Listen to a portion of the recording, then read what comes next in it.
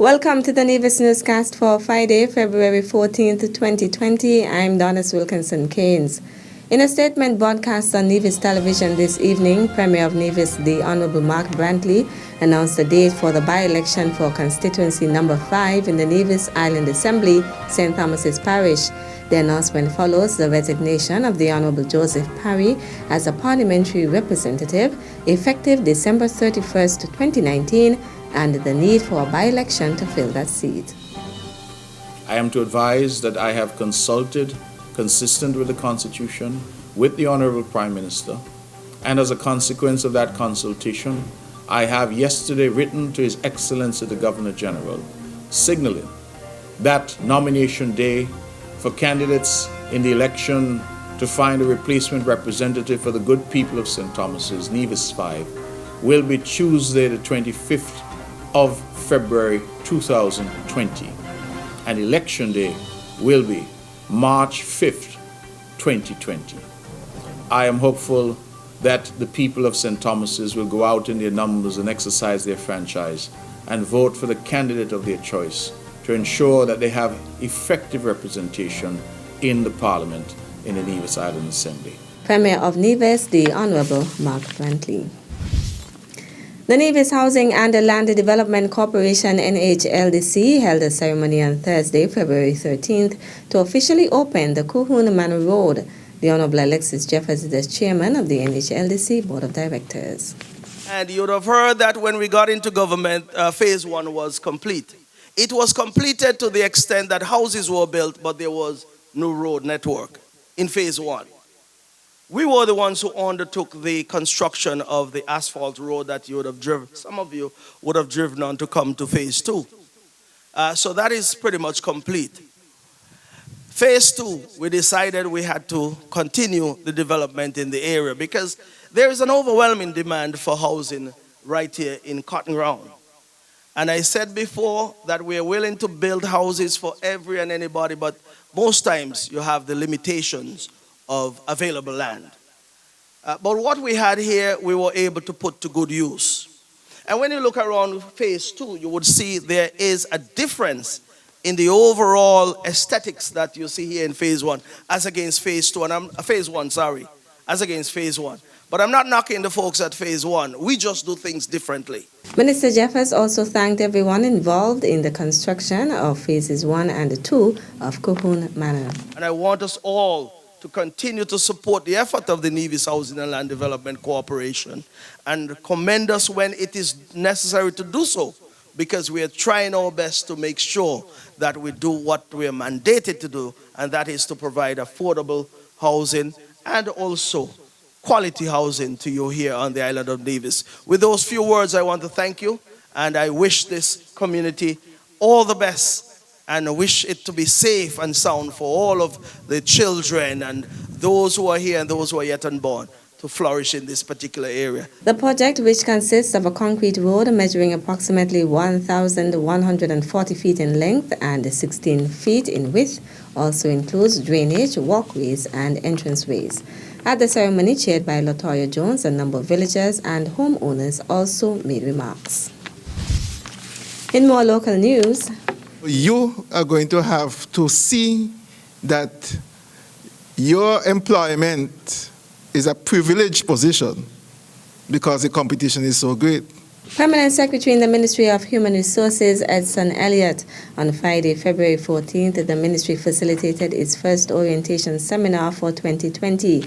The seminar educates new employees of the Nevis Island Administration on the rules and regulations of the public service, including the rights and benefits, as well as what is expected and required of public servants. We are unable to employ everybody.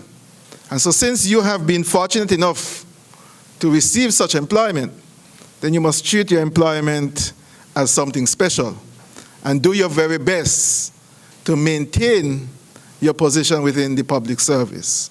And throughout your time within the public service, I want to encourage you to continue to educate yourself with respect to the rules and regulations.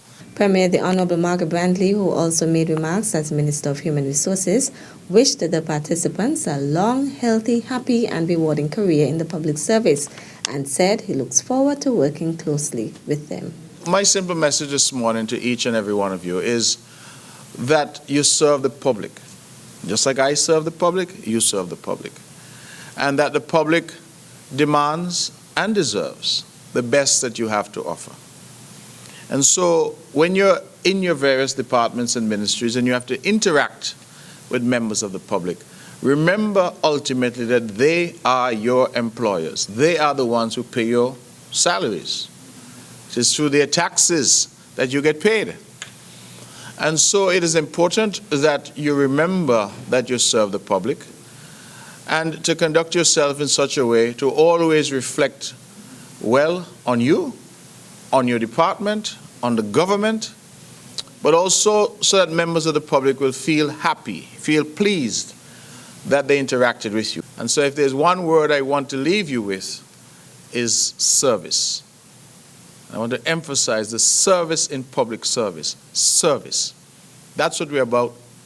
And I want us to get to a point where when I, as a member of the public, go to any department in the government, I get the same quality of service as I get at the Four Seasons or any five-star resort here on the island of Nevis. That's what we're seeking to achieve. Presentations were also made by Kevin Carter on the National Insurance Medical Scheme, training professional Delcia Bradley King on public service dress code policy, and Karen Claxton Amory on social security and the employed. Still to come, marijuana smoking to be prohibited in unauthorized public places. The details after this break. The Department of Gender Affairs, in collaboration with Amikasi Millinery and Accessories, are offering a beginner's millinery hat course. March 16th to 20th, 2020, from 9 a.m. to 1 p.m. at the Department of Gender Affairs Conference Room. Registration fee $50. Deadline February 28th, 2020.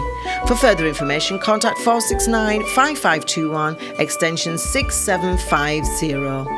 Go on, you owe it to yourselves.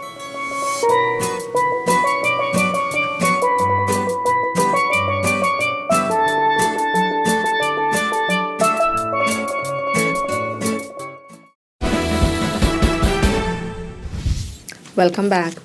During a sitting of the National Assembly on Wednesday, February 12th, Deputy Prime Minister, the Honorable Sean Richards, clarified that the Cannabis Bill 2020 and the Drugs Prevention and Abatement of the Misuse and Abuse of Drugs Amendment Bill 2020 allows for the smoking of marijuana exclusively in registered places of worship.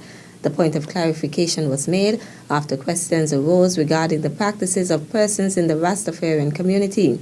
The Drugs Prevention and Abatement Act, which came to this Parliament back in 2019, already made provisions for Rastafarians to be able to smoke at their place of worship without it being medicinal purposes, the Deputy Premier said. He stated that a particular piece of legislation speaks to the fact that individuals are not allowed to smoke in public places. The Cannabis Bill 2020 states that a person found smoking cannabis or cannabis resin in any public place, not including a registered place of worship of the Rastafarian faith, or any place authorized by this Act and any regulations made under this Act, shall be issued with a fixed penalty. Deputy Prime Minister Richards noted that the piece of legislation also speaks to the amount of marijuana a person can have in his or her possession, as well as where the plants can be legally grown and who is authorized to grow such. Growing marijuana legally can only be done by a license. The Cannabis Bill 2020 and the Drugs Prevention and Abatement of the Misuse and Abuse of Drugs Amendment Bill 2020 were successfully passed during the February 12th sitting of the National Assembly. The following is a public notice from the Premier's Ministry. An invitation is extended to all persons on the island of Nevis to join the Team Unity Administration in a church service of thanksgiving, worship, and praise to God Almighty on the 5th anniversary of its governance.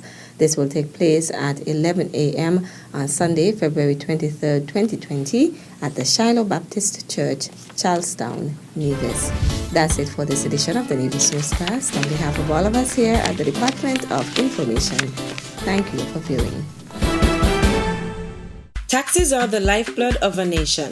Feel good about what your tax dollars do in Nevis. As a responsible citizen, your tax dollars protect our environment. Pay your taxes on time. This message was brought to you by the Inland Revenue Department, Nevis. Be a responsible citizen.